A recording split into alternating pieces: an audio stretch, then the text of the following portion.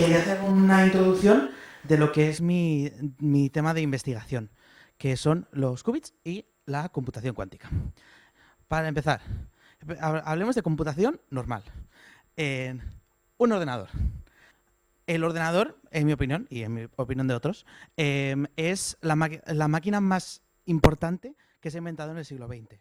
Porque puede hacer cualquier tipo de cálculos y, como sabemos hoy, todos llevamos ordenadores en nuestras vidas, tanto en casa como en el bolsillo. Entonces, por un poco de básica de ordenador, es que los ordenadores funcionan haciendo cálculos con bits.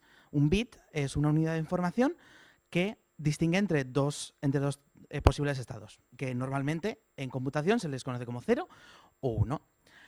Si nos referimos ya no tanto a lo esotérico, sino de qué hay dentro de un ordenador, estos bits se implementan en un dispositivo que se llama transistor. ¿Alguien sabe qué es un transistor? ¿Alguien ha comprado alguna vez un transistor? Pues lleváis en el bolsillo miles de millones. Un transistor, y específicamente el transistor que se utiliza en los ordenadores, que es el transistor MOSFET, es básicamente un interruptor. Un interruptor, pero que, a diferencia del interruptor de la luz, no tiene piezas que se mueven. Es un interruptor electrónico. La manera que funciona es de que con una señal de control, un MOSFET abre o cierra una corriente. Cuando la corriente está cerrada, se considera que el transistor está en estado 0. Y cuando la corriente está abierta, se considera que está en estado 1. La ventaja de usar estos interruptores es que, por cómo están construidos y de los materiales que se usan, son muy rápidos y muy robustos. Uno de esos transistores puede pasar de abrir la corriente a cerrar la corriente, pues miles de millones de veces por segundo. Y al mismo tiempo puedo hacer esto durante mucho tiempo, continuadamente, sin estropearse. Una gran ventaja que tienen los transistores es, como no importa la cantidad de corriente que pase, sino solo si hay corriente o no hay corriente, el tamaño de los transistores es irrelevante. Se pueden hacer todos los grandes y pequeños que se quieran. Y aprovechando esto, con una noción un poco quizás que un ordenador siempre será más potente si tiene más transistores, pues intentemos meter todos los transistores que podamos. Entonces, en base a esto, Moore, en 1967, se dio cuenta que las empresas que fabricaban transistores intentaban meter cada vez más transistores en un mismo área. Y la ley o la razón que encontró es que cada 2 años se duplicaba la cantidad de transistores que tenían los ordenadores.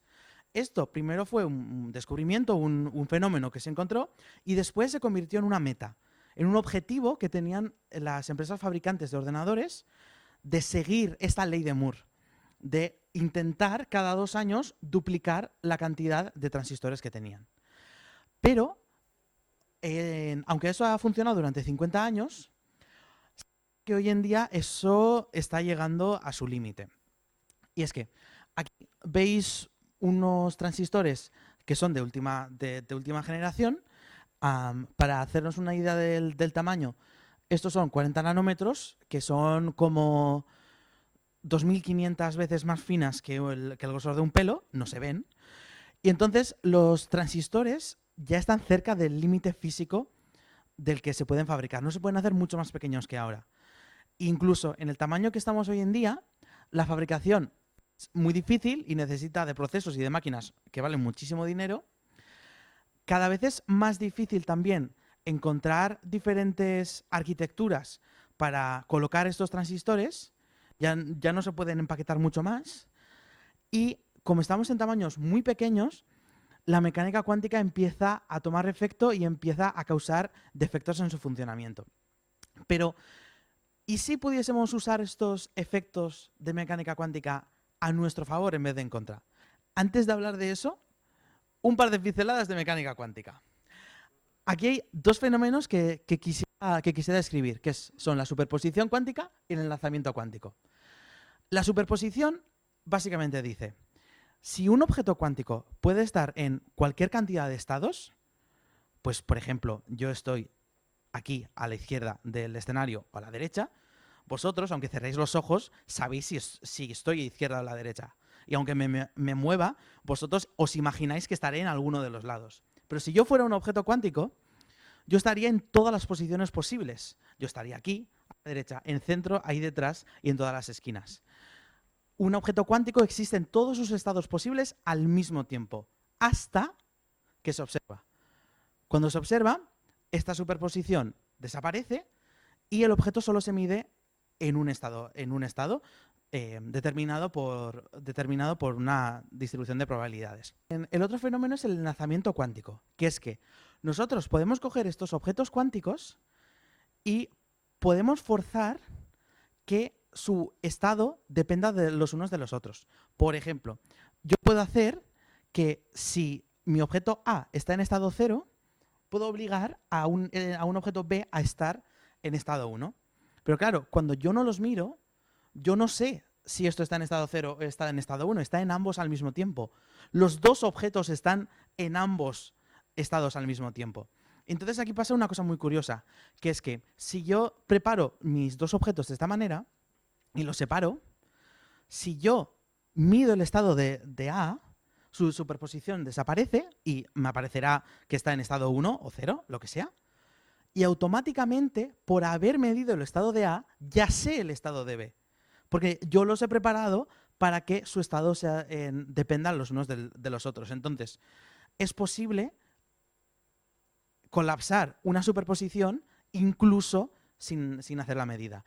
Entonces, estos dos fenómenos se pueden aprovechar para hacer un tipo diferente de bit, lo que se llama un qubit, un bit cuántico. Y esto tiene varias ventajas. La principal de ellas es de que si nosotros tenemos una noción, otra vez, un poco simplista, de que la velocidad de un ordenador es proporcional a la cantidad de bits que tiene, para un ordenador cuántico, la velocidad del sistema aumenta exponencialmente con la cantidad de qubits que tiene.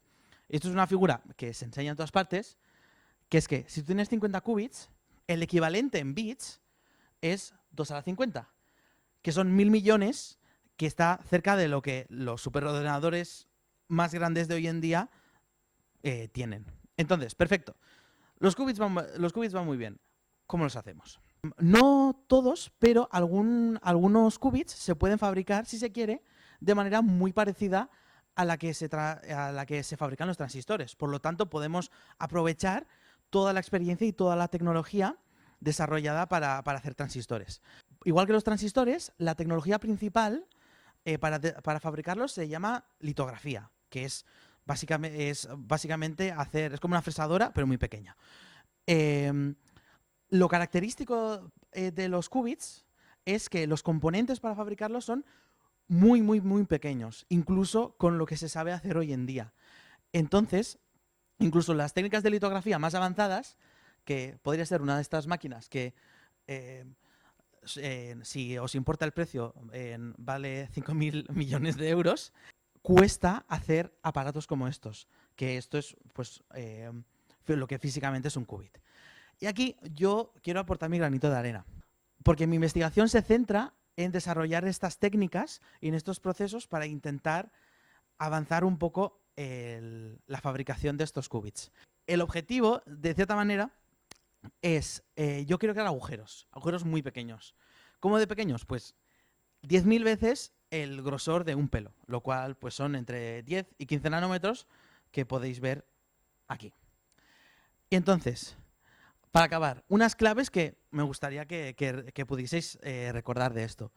Que los ordenadores funcionan a base de transistores. Estos transistores son interruptores electrónicos.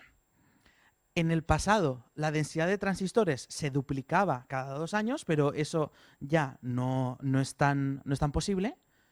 La mecánica cuántica nos permite fabricar los qubits que se pueden usar para crear nuevos ordenadores que serían aún más potentes de los que tenemos ahora, pero la fabricación es muy difícil y aún está en desarrollo. Agradecer a mi centro, al CSIC y a la UAB por dejarme hacer la tesis y al proyecto que nos financia. Muchas gracias por vuestra atención. Science Queers.